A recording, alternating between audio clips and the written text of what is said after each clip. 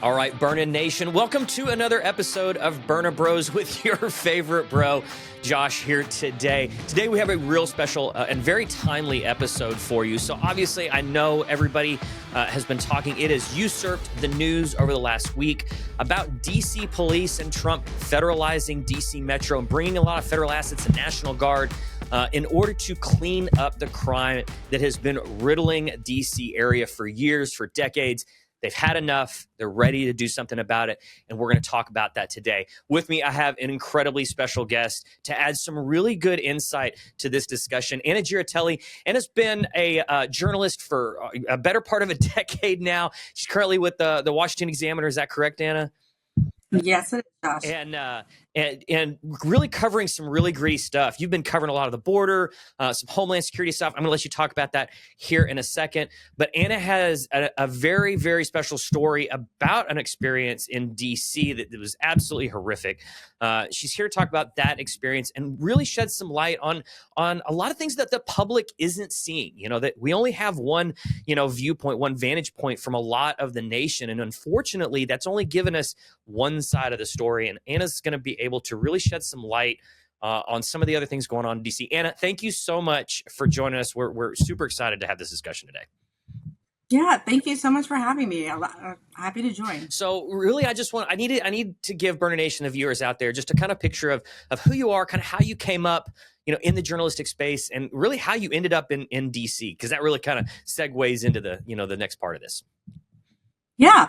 I grew up in Long Island and then in Portland, Oregon. I went to college in Kentucky at Asbury University, and I studied journalism. And my senior year of college, I did an internship in Washington, D.C. with the Washington Examiner, and decided a couple years after college, worked in retail, saved up money. I wanted to go back to D.C. and make it big in politics reporting.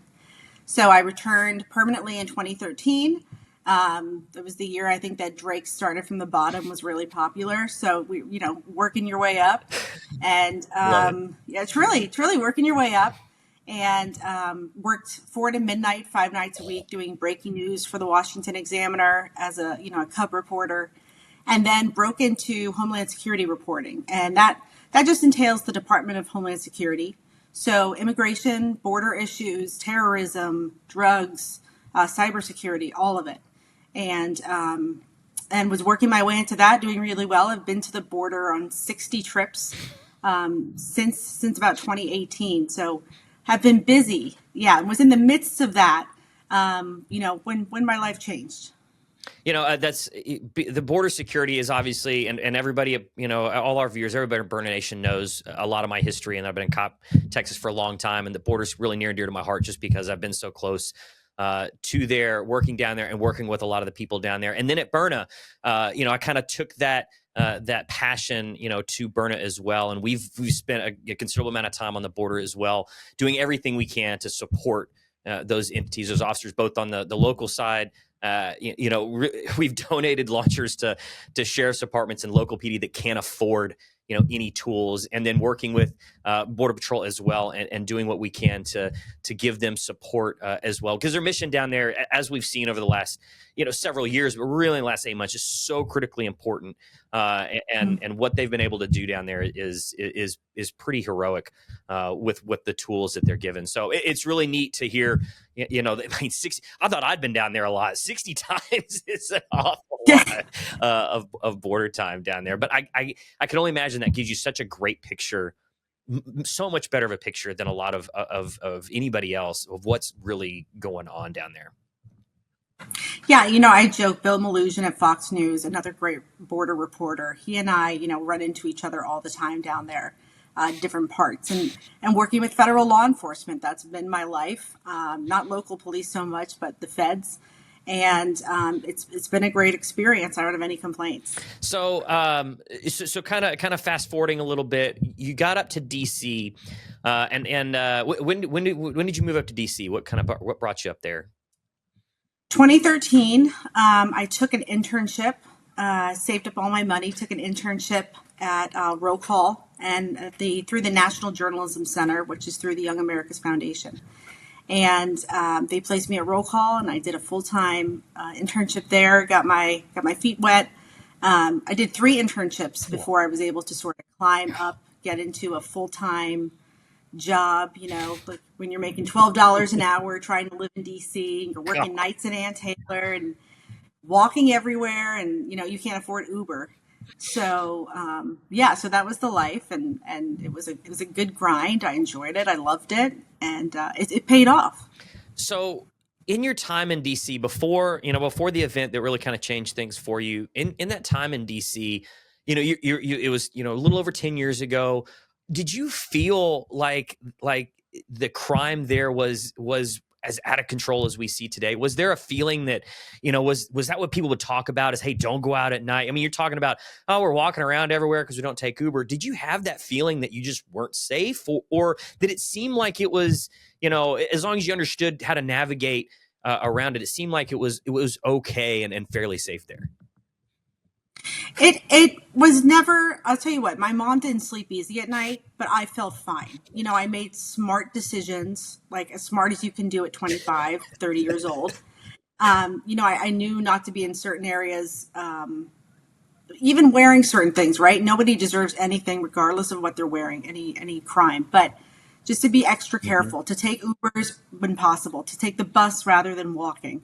Yeah, it was always something, especially as a woman, a single woman living by herself, that you just had to do. And couldn't own a gun back then in DC. I forget who it was. There was a great journalist who bought a gun, and her name is right there right now.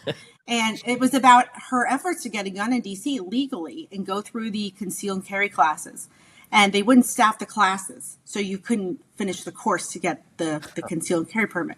So, it was kind of understanding, do the best you can, take care of yourself, stay in popular spots. And I was always downtown. My office was by the White House. I lived a mile north. So it was always same sort of area, and yeah. So, all right. So let's fast forward, and I just want viewers to understand kind of what you went through without getting into. You don't have to get into nitty gritty details, obviously, but it really sets up the rest of this conversation, understanding your personal experience with crime in DC. So if you can kind of give us just a little overview of what happened to you, when that was, and kind of how it affected you at the time. Yeah. So it was April 2020. And COVID was going on. We were locked down in DC. I lived by myself on a 6th floor of an apartment building next to Union Station, which is about 3 or 4 blocks from the U.S. Capitol. So safe area, but always keep your wits about you. And I had been going to the post office on a Saturday morning. I sold something on eBay, and I waited till Saturday morning because it was still not super light after work.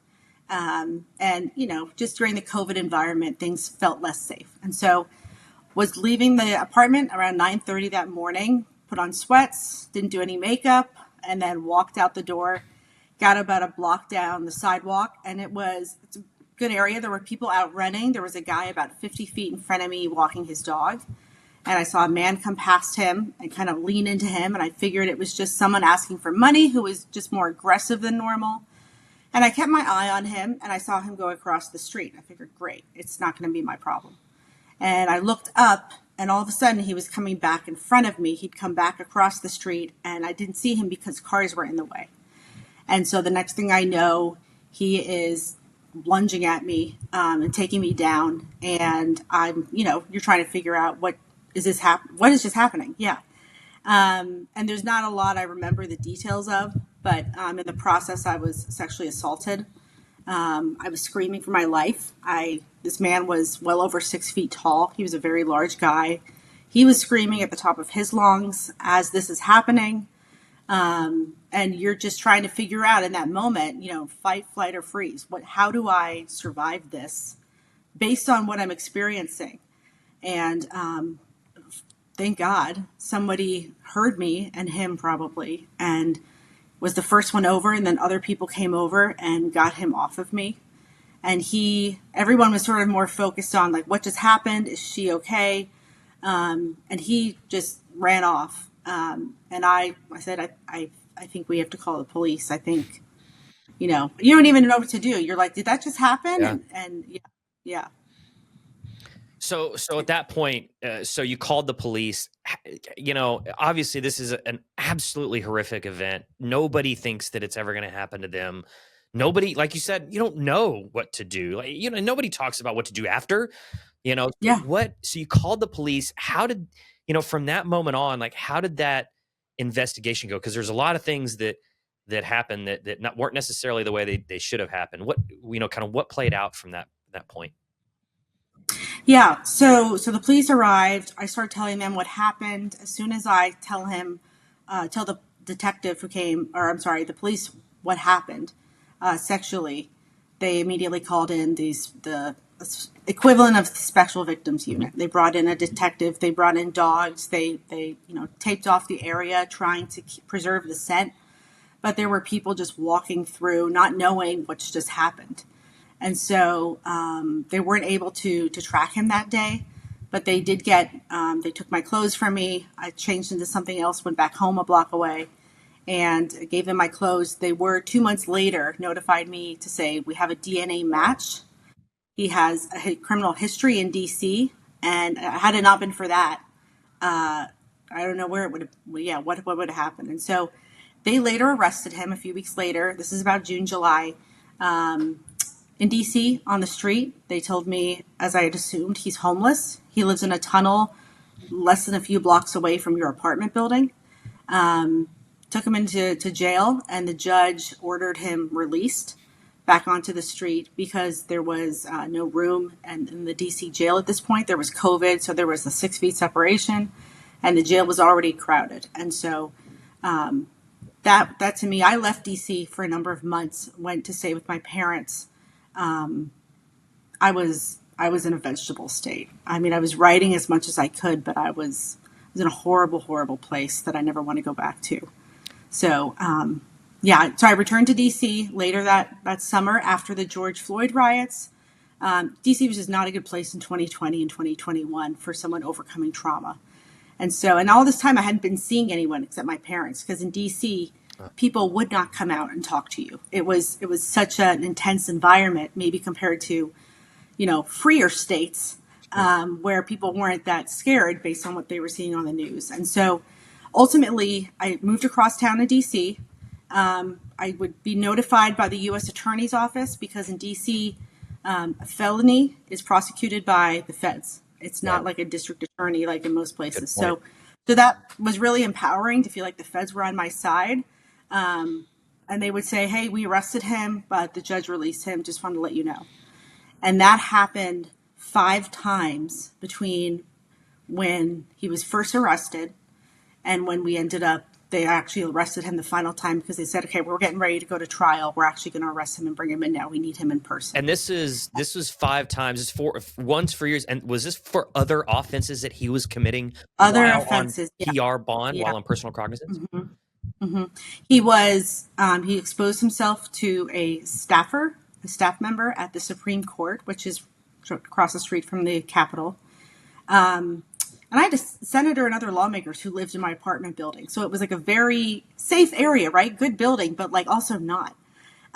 He was caught.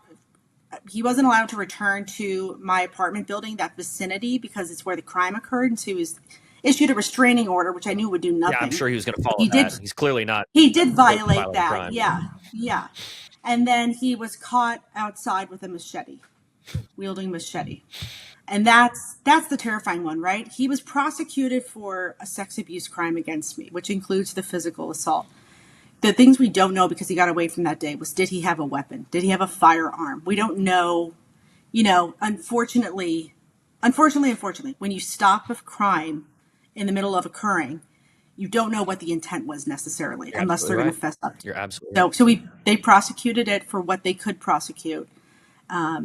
But in that time, I did leave DC for good and winded up moving to Texas because I had family there. And it kind of worked out well. I mean, by God's grace, the President Biden had just taken office. And I left shortly after January 6th. I was living closer to the Capitol in a different part of town, about a mile away. And I just said, I can't live in this heightened environment. And so I went to Texas and ended up being on the front lines of the border crisis.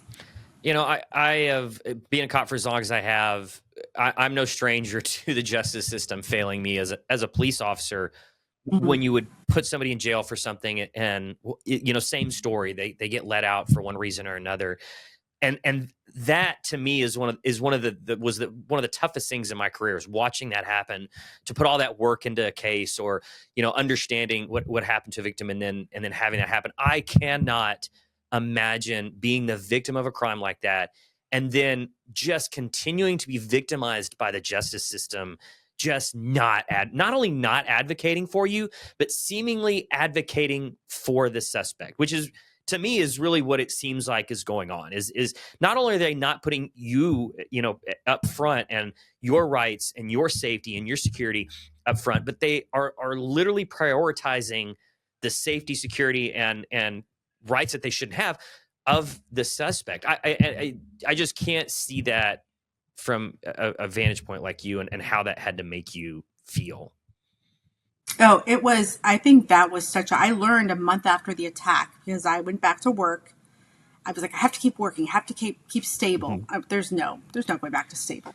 That I had to write about violent crime in DC, and if it was up in the months after COVID. And so I was looking through DC crime stats, and back then they used to place a pin on the block, like the specific part of the block where a crime had occurred. And so I looked at April 2020, and then I put under sex abuse, and I'm looking and I don't see anything on the map. And I was like, oh, maybe it's my apartment across the street. No, nothing there. Maybe it's my previous apartment. Maybe it's my office. Maybe for some reason, maybe instead of northeast, because in DC there's 4 quadrants, so essentially there's 4 of every address. Let me check the other quadrants. Maybe they put it there. And I'm trying to give them the benefit of the doubt, and I can't find it. And I thought, gosh, how they forgot my PIN. So I reached out to them and said, I'm a reporter and I'm also a victim, and I just wanted to let you know, it looks like you forgot a PIN here. And they wrote back 2 weeks later. That was 2 weeks later, which is not normal. And Shows you how said, important you are. So yeah. yeah, they said, I'm surprised they admitted this. Right now, we're only placing first degree crimes on the map. So you did not go through a first degree sex abuse, so you're not on the map. And I think the problem with learning that so soon after the crime was it set the tone for my entire recovery. It said, you don't matter. It's not bad enough. Somebody, It's someone not that screwed up your bad. life. Yeah. It's not that bad. It's invalidating. I was like, why are we even prosecuting him if you don't think it's worth a freaking pin on the map, So that was really, really difficult. And I thought it was, you think, I'm telling my parents this, I'm telling, some friends, and it's just like, you want to go out and scream and tell everyone, but you're like, how do I bring this, what do I do with this? So do you think that they were doing that in order to manipulate the numbers, to make it seem like it wasn't as bad there as it actually was? As a reporter, I don't like to hypothesize, right? Sure. But I think I like to leave that to people listening. Why not put every crime? If this guy, and he went to federal prison for what he did to me, if it was that big of a deal where he went to prison, a judge said, you're out, you're going, it's not, why is it not important enough to be on a crime map? I've had to tell people so many times down here, not only where I worked, and I live in a different city from where I worked, but we all share a similar crime reporting database and software, so that we can all share information. And anybody can go on. It's a system called P2C, Police to Citizen. It's a very similar system, right? I can go on, I can see all the crime in my neighborhood. And people ask, like, man, Josh, I live over here. It looks like the crime's rampant. And I have to dial them back, because I was like, well, you need to look at, same deal. Well, that pin is there because somebody called in a suspicious person. Probably wasn't suspicious, but somebody called it in, so they put a pin there. And so down here, it seems like it's very much the opposite, where it's like, whoa. Yeah. It's not as bad as it looks. These are very, very, very minor offenses. But at least you have a more accurate picture, like that to me. And I'm not a reporter, so I will speculate all day, So to me, that sounds exactly like that. It's like, hey, look, we can't sit here and show all this crime, or it will look like this place is just absolutely, riddled with violent crime, which, fast forward to, here in the last few weeks, we're finding out that it pretty much is, and that Yeah. seems to be the story now.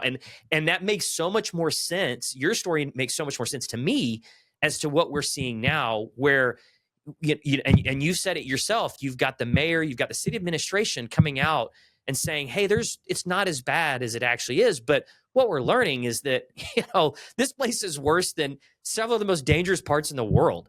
You're more likely to be killed in DC than you are in several of the worst cities in the actual world. And even on the border, I felt better in all these border towns than I did in DC. It was like, you got to always look over your back in DC, and I travel alone a lot for work.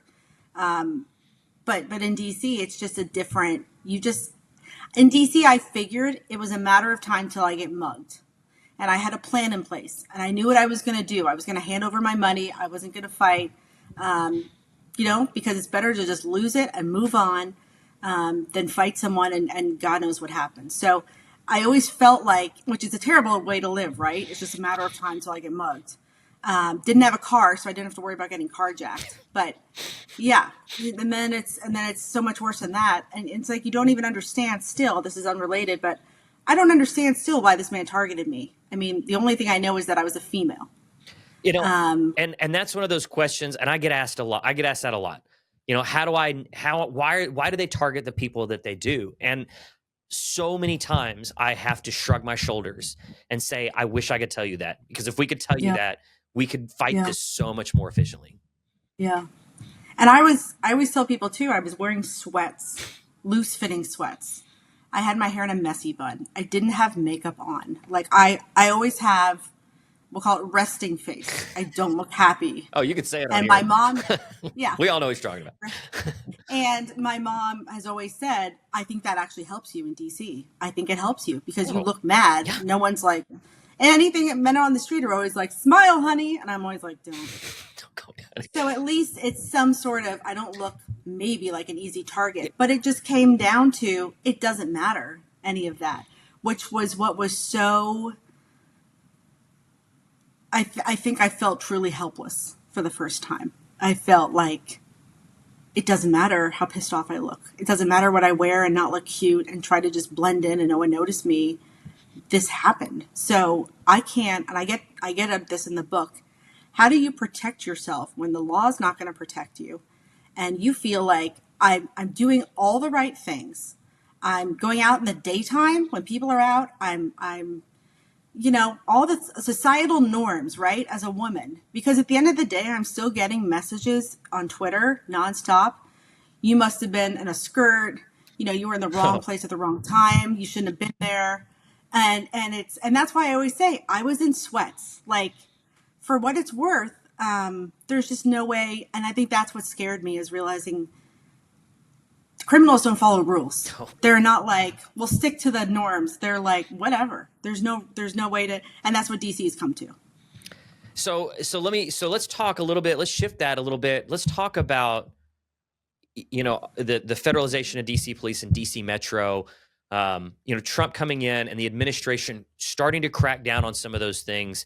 How do you feel that this is going to change, being obviously with your firsthand knowledge, not only as a victim of crime there, but living there, seeing this in such a visceral manner?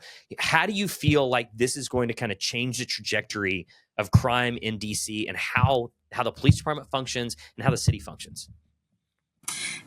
I'm interested to see how this works, because, if it was an immigration operation, you could really target certain neighborhoods. You could target people who are over certain human smuggling schemes, human trafficking. So that's when it's against your will. Smuggling is when you're paying for it to happen. Drug smuggling, all those sorts of things. With this, so much of DC crime is teenagers, even preteens we've seen, not 1 and 2. A lot of teenagers, a lot of really young people. And so you're not going after these sort of kingpins of a gang in DC or the top guys. You're going after, I hate to say it, homeless people. Like Trump has said, you're either going to get rehab or you're going to, get some other sort of help, or you're going to, move out of town. And so I think right now, we saw ICE and we saw Customs and Border Protection officers and agents on the streets of DC last night and the night before. And it looks like they're doing traffic checkpoints. So what we don't know, people are criticizing the police, the feds for being out there with DC police. What we don't know is what they know. They might know someone is coming through the street. They always take this way to work. I've been out with the feds plenty. I was out in South Florida just a few weeks ago. They were trying to catch someone, and they've tailed him for days, and now he takes this route to work every single day. So they've lined up 7 cars at different points to be able to get him at a certain moment. But it looks to the public like they're just doing random traffic stops. They're just trying to find illegal immigrants. And the public doesn't understand. The police aren't going to waste their time doing stupid things. Part of it is being present. That certainly sends a message to people like, okay, they're out here, but they know what they're doing. And I think it's a little too early for us to be able to say what the strategy is. And I'm certainly watching it, though, to see what it is. I'm so glad you said that, because that's such a difficult concept for people to understand. My last several years as a police officer, as a public information officer, so did a lot of media relations. Okay, And there was so many things, and it was the same questions. What are you doing to target this? What are you doing to target this? And there's just so many things you can't share in the moment for exactly that reason. If I tell you what we're doing, the people we're looking for will know. So it's so refreshing to hear you understand that and to give that message that, look, we don't know what they know. We just have to sit back and watch as this strategy plays out. And I think that you're absolutely right. And you definitely hit the nail on the head there. And I think some of it too is, I don't know if you're familiar with the broken windows theory, but it was a law enforcement theory that stems from the 90s. And it talks about, attacking the little things could they lead to the big things. You look at, it stems from, you've got a vacant house on a block and somebody goes and breaks the window and nobody fixes it. Well, that broken window leads to some graffiti. Nobody cleans it. Well, that graffiti leads to people loitering and nobody shoos them off. That loitering leads to drug dealing. That drug dealing leads to gang violence. That gang violence leads to victimization. And so there's this whole chain of things. And I think a lot of that is, or a lot of DC's crime, some of DC's crime stems from those little things that just you let go, like you said, that you just kind of let go, and then they fester into this massive homeless issue, these encampments, and then which brings even the kids. Yeah, exactly. I saw a middle school principal interviewed in DC, and they were talking about how so few middle schoolers are showing up to school. Really? And they're saying a lot of these kids have one parent, and that parent has to be at work overtime and doesn't know where their child is. And so it's such a, you can't just say to the kid or the parent, just take care of your kid, keep him inside, don't do anything stupid. It's so much more complicated than that. And so I think it's, we're not going to see overnight change. I think we'll see some initially, and I think the administration gets that. And that's part of the huge challenge here. One of the things that I was on on Fox News the other night with Trace, and right before I got on, the Metro PD union had released a statement. And obviously being part of a police union for a long time and understanding that relationship, and I'm sure you understand that relationship as well. Fun one. They released a statement about how in favor they were of this I don't want to say takeover, but of this shift in command and this shift in priority. And that was the most telling piece to me, because to me it sounds like those are 3,100 cops that go to work every day to do the right thing, to put bad guys in jail, to want to be not hamstrung, by their administration, by the city, by the leadership, to just go out there and do what they know needs to be done to protect the people and the communities and their own families. But unfortunately, it sounds to me like that wasn't the case, and that they're, very much in support of what is coming down the pipe.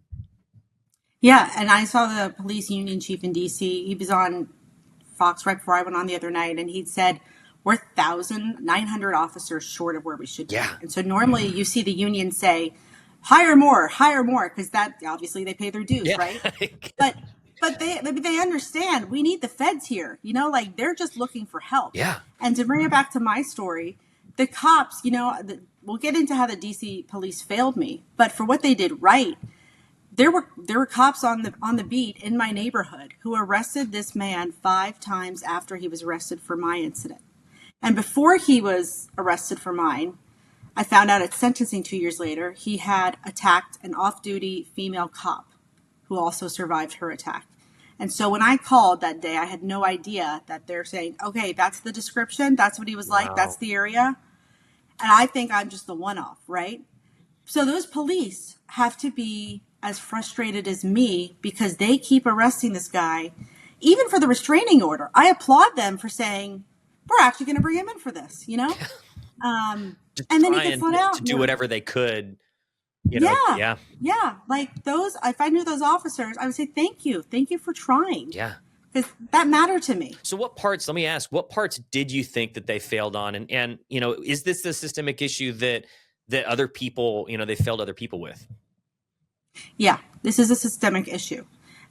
So within the stats, they're only showing, I reached out to DC Police again this week and said, hi, I'm back. I have another question I want to confirm before I write this op-ed. Are you posting all crime stats of all degrees on your website? There's 15,000 crimes that you say occurred over the past year. Does that include sex abuse in the third degree? Does that include sex abuse in the second degree? All these other things. And through a number of back and forths, they weren't willing to share the answer. And they gave me a legalese version. And I said, just point blank, tell me if what I'm saying is true. And they said, yes, we are only including first degree sex abuse, which is rape, and then a second degree sex abuse, which I believe it was attempted rape. So they're in DC. I believe when I was attacked, there were 4 degrees, right? Jeez. I think now there's 3 degrees. And that ranges, I explained to someone the other day, that ranges from being touched inappropriately, maybe on the breast or something, to being touched in a private place that no one should be touching, above the clothing, below the clothing. And you get the idea where it goes from there. And so when I looked at the crime map again this week, I went through it and said, I still don't see my crime here. And I looked at the data breakdown, trying to find it somewhere. And they said, yeah, so it's not in there. And so I said, when did you change it? Because it appears that you used to only include first degree. And now you're telling me that you're including more degrees of some crimes. But they said you'd have to go through the data. And I'm trying to go through it. And I said, I'm just going to focus on sex abuse because it's a lot to get into. I'm not finding the answers out there, and this is what I do for a living. Yeah. No, go ahead. That means, so it's impossible to figure out for me. And I'm like, I only have so much time to write this thing. I need to get this up. I want it to be factual, so I'm going to stick to what I know. And, writing it, I thought, how many women have no idea when they look at the crime chart and say, yeah, I have something happen to me last year here, and he went to prison, have no idea they're not in that. They're not counted. And I think that's even more. I mean, imagine not knowing and assuming. It sounds like such a silly thing, but to know the law is on your side and that you counted and that it mattered does something, especially when you're in that position of someone has just done something to you sexually that takes a part of you, right? And so I have, and obviously being a male and then being a police officer, understand, working with data and crime statistics for the better part of my career. And I'm not really sure anybody has ever laid it out to me like that. And it's not just about, understanding how many crimes occur here. It's not about understanding, hot spots and how to combat that, how to move it around. There's such a intimate meaning behind those statistics for so many people that say that they matter, that what happened to them matters in the aggregate of what you're counting. That event has bearing and has merit to everyone else out there looking to see, what is going on in this neighborhood, what is going on in my neighborhood. And I'll tell you that you really just blew my mind as far as, understanding it from that point of view. And that is such an important, I think a lot of law enforcement executives, professionals out there forget, because they're in it too long and they're in an echo chamber. They forget that we're not there to serve a city. We're not there to serve a country. We're not there to serve a state. We're there to serve people and individuals. And you do your job by serving an individual at a time. And there's so many ways to do that. And man, I am just absolutely, taken aback and flabbergasted by that, that kind of violation of trust and just like you said, just re-trauma, just going through that trauma all over again of just not being counted. And that's, I appreciate you sharing that. that's pretty incredible. Yeah. Yeah. And just sharing my story for the first time this week, doing so much TV and podcast and radio, it almost hits you in a new way. Like, and seeing the outpouring. I mean, I've had just hundreds and hundreds of people commenting on Twitter, and it's 1,000 validations for a major invalidation. Well, I hope that, and I'm really glad to hear, that message. And I'm really glad to hear that it's taken a long time. Obviously it's taken 5 years, but that you understand that matters and that you are validated. That's such a great thing to hear. So just to kind of bring this around and wrap this up, obviously, at Byrna, we're all about self-defense. We're all about being your own first responder, being a victim, not only just a victim of crime. And I don't want to say not only just a victim of crime, but being a victim of that crime, but having a understanding because of your job, because of your position, your experience, everything you've been able to do, understanding all that and having that firsthand knowledge. What is the message that you have to other people out there that either may be victims of crime or maybe, like you said, just scared of going outside and having that, like you said, it's just a matter of time kind of attitude. What is your message to them? How can they make sure that doesn't happen to them or that they can better prepare for it? So I went out and bought a gun when I moved to Texas. I got my concealed carry permit and felt like if anyone messed with me, like I was ready. And I didn't have it in me to carry that gun with me. I thought the solution, and then it became this dreaded thing in my kitchen where I was like, I don't want to go to the range and practice. But then I can't remember how to load the magazine. Am I doing it? Like, it was as crazy as it sounds, and I've never met a man who understood this, but I've met a lot of women who have understood this. I don't know if I could pull the trigger conceptually right now. If someone was actually attacking me, it might be very different. But I don't think I could actually pull the trigger if someone was trying to hurt me. And part of that's I'm scared that I'm going to get charged if I don't actually kill him. And maybe he wasn't actually trying to attack me. Maybe, like if I'd shot this guy before he actually attacked me. And so those questions. And so the way I've lived the last few years is prioritizing awareness.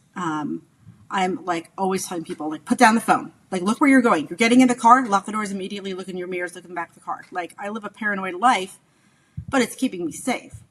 And so I actually just discovered Byrna. We didn't know each other before this.